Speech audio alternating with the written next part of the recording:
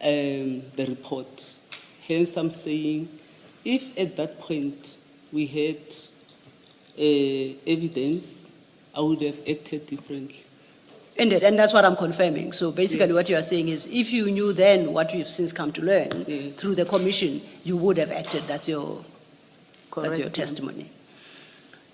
You referenced receiving an opinion from Advocate Bihari. If I could just start here, was that a written or a verbal opinion? It's a verbal opinion. Just a verbal opinion. And am I correct to say that the totality of that opinion is encapsulated in your paragraph 123 that you just read? Effectively, that the report was insufficient and that the matter should not be pursued further. Is that the advice you received? Correct. Did you have an engagement with Advocate Bihari following that opinion to satisfy yourself that indeed the report was insufficient and that not pursuing the matter further is the correct course to take? Did you have that deeper discussion with him? We had discussions as and when with Advocate Bihari. Hence, I indicated that he should actually expatiate in terms of his understanding about the opinion. Because I based my decision on the opinion that was given. And as I indicated also that in terms of the processes, when you receive reports of this nature, a lawyer or the legal department must actually interpret and give advice to the accounting officer as to what needs to happen. Yes. So your decision was based largely, if not solely, in fact, on the legal advice you received from your legal advisor, Correct. Advocate Bihari. Commissioner Balo, you had indicated, I think there are questions and Yes. perhaps might be the appropriate junction. Yes. The report, as you correctly say, Dr. Mashazi, the report is directed at the Chief of Police. It's not directed at you. And then you say in paragraph 122 of your statement, you say, notwithstanding this, I received the presentation of the report. So it was presented to you by IPID. Okay. How does that square up with earlier evidence Against that Julius. IPID Yes. presented? It's documented, signed Okay. by Ulu, Yes. that he must take action. He must actually discipline Mabea. And for me, it was fair enough because the discipline of his junior officials lies squarely on him as the accounting officer of the department. So when you say IPID presented the report to Mapie, you meant it is addressed to him in writing? Because on the Addressed to face him. of it, indeed, you're correct, it's addressed to him. Yes. But it was presented to you, Also, yes. and you received it. Now, the report, and if Ms. Silo could remind me what page the report is in the bundle. The IPID report, Yes. that is MAPA JM 19, Commissioner.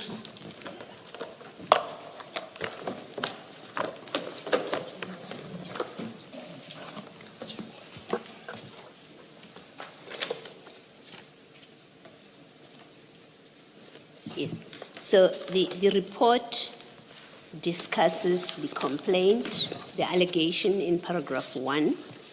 It's quite a short report of 3 pages. And then it concludes in 103, page 103 of the bundle. It gives you the recommendation, and then it recommends disciplinary action, disciplinary steps be taken in terms of the disciplinary procedure collective agreement. And it says for honesty and for failure to conduct himself with honesty and integrity. Now, on the face of it, it looks to me an employee relations matter. That's what it looks like.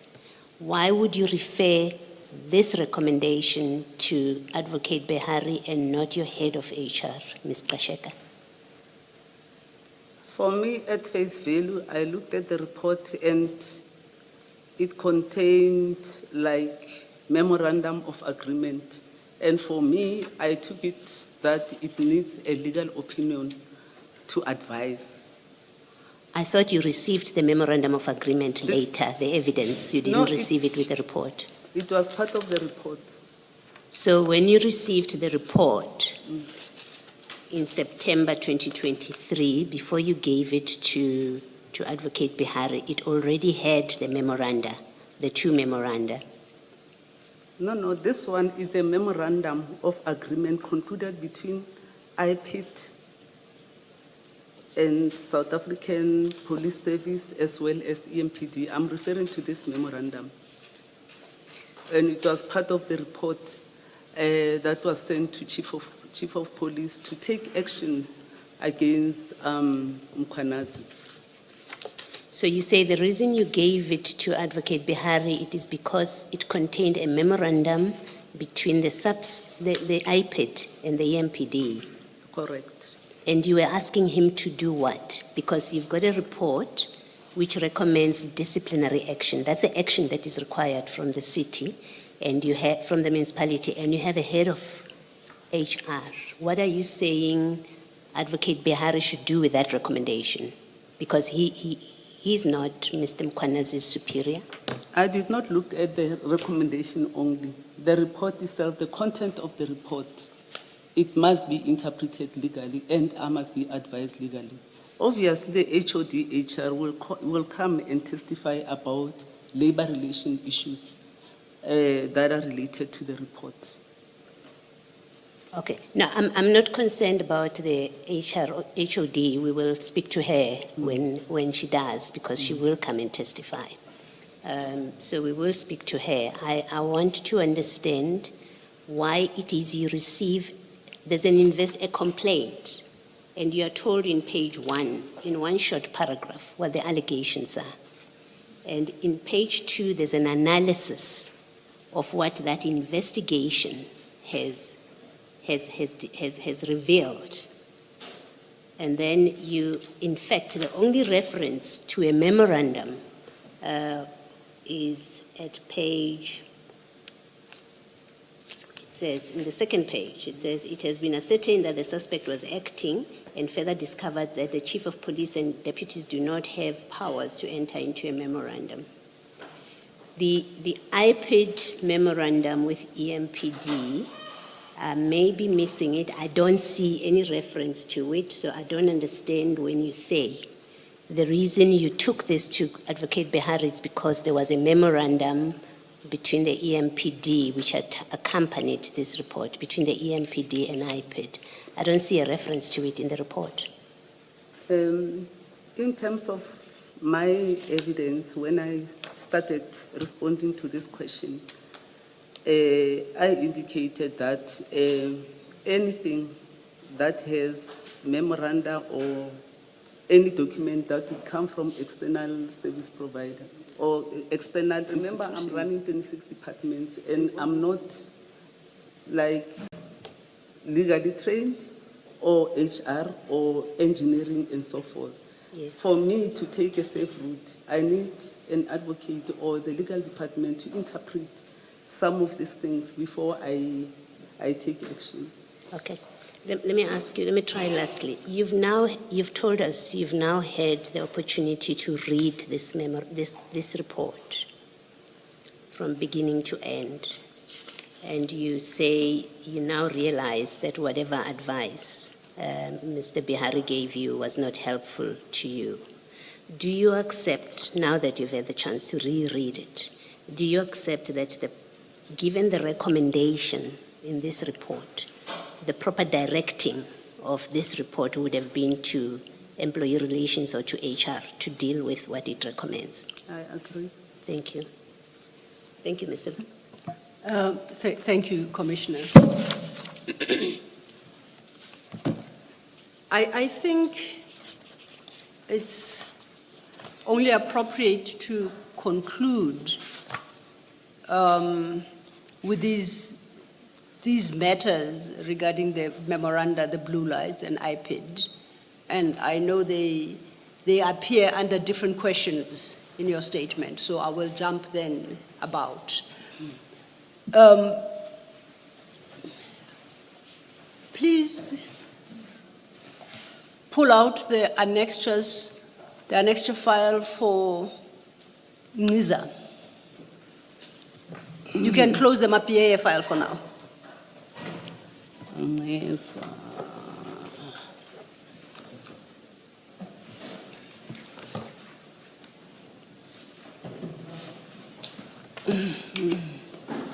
Oh, yes. Are you winning? Yes, I'm going to I'm ask somebody winning. to help you. You okay? I'm winning. Okay.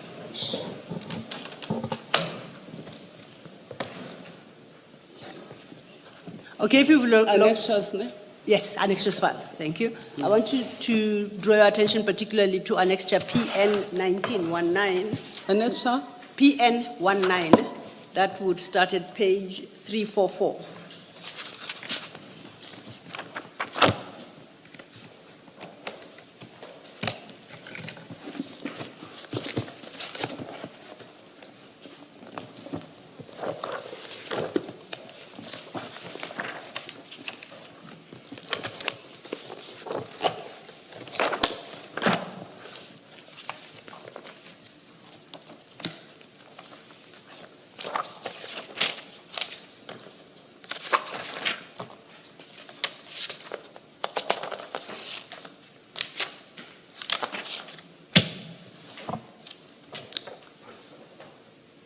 Now, this, to place things in their proper context, this is a letter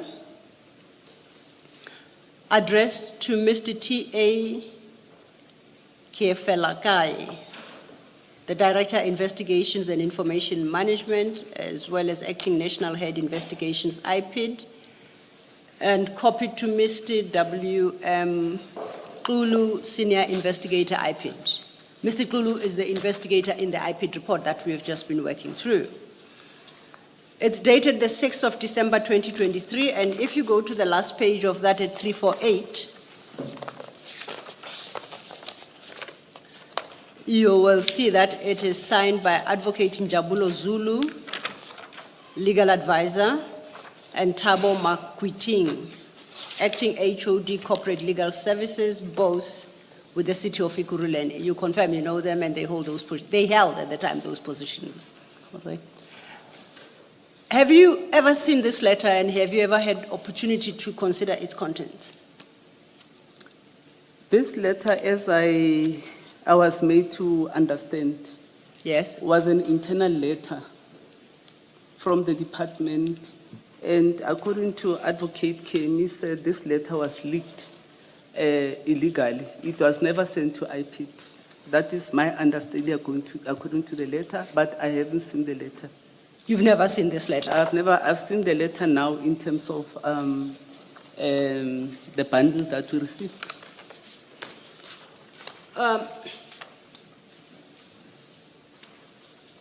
Would you be able to express a view on some of its contents in your capacity as accounting manager, strictly? Accounting, what, authority?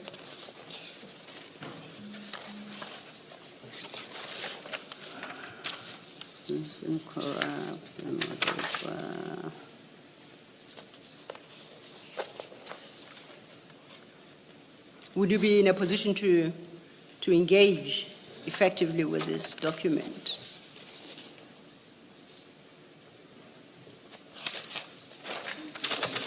Yeah, it's really not helping the process of dealing with the matter at hand. We'll try and take it slow, and to the extent that you have to read specific paragraphs that I reference you, I'll give you the opportunity to do so. I'm starting at page 345. The suspect in this case being Mr. Mkwanazi, but by the authorized personnel fleet. The letter, and I jump 4 lines below, this letter has been authenticated by the author, security company, and is therefore not fraudulent. I understand the authors of this document to suggest that the registration of vehicles by EMPD was in fact effected? Is that the same understanding you have? And that registration was duly authorized? Yeah, that's why I'm saying perusing the letter, looking at the letter, to be honest, is not assisting the process to deal with the actual misconduct. In what way is it not? Because if they're saying the registration of the vehicle, there are no challenges or legal challenges in terms of the registration of vehicle. For me, without those vehicles being presented as donation to the accounting officer, because the accounting officer is the only person who can authorize donations. Okay. So if you look at our donation policy, I was supposed to have had sight of this. I understand you, and just to test my understanding therefore, then you are saying to the extent that there was such a registration, you can't support it I because it would be based on a donation that you as the city manager did not authorize. So, Correct. however they express themselves and they think that it was authorized, you disagree with the position assumed in this letter in that regard. I disagree. Thank you. I want us then to go to page 346 of the same document.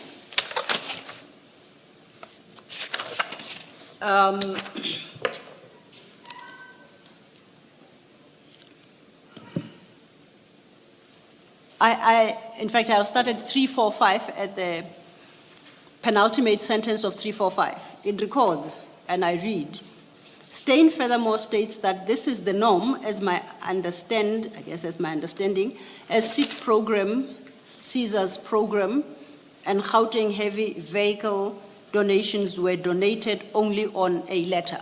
Do you see where I'm reading? No. From the bottom of 345, the Okay. penultimate sentence, Yes. that says Stein further states, and this is a reference to, is it I.O. Stein, who submitted a statement regarding the registration of these vehicles.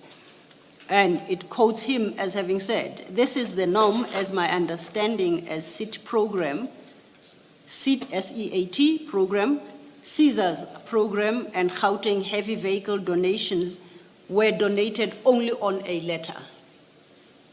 Do you follow where I'm reading? Do you follow? Yes, I follow. Okay. Now, I want to test the correctness of this understanding. What is SIT program, Caesar's program, and Gauteng heavy vehicle donations? You approve donations for the city. What donations are being referenced here? I don't know. I don't have an idea because it never came to my attention, to be honest. Did you ever authorize any donations as described in the document here? No. To your recollection? No, in terms of my recollection during my tenure, even the first term of office, I never approved such donations. You never approved such donations. So to the extent that Stein were to argue, as it's suggested perhaps he is, that there were similar previous donations as he describes them, you would disagree that those donations, if they were found to have in fact taken place, would be lawful? Correct. You said correct. I'm saying if those donations happened before, like Christine is saying, it's been their practice of accepting donations at that level as a department. For me, it is incorrect because the policy is very clear. Okay.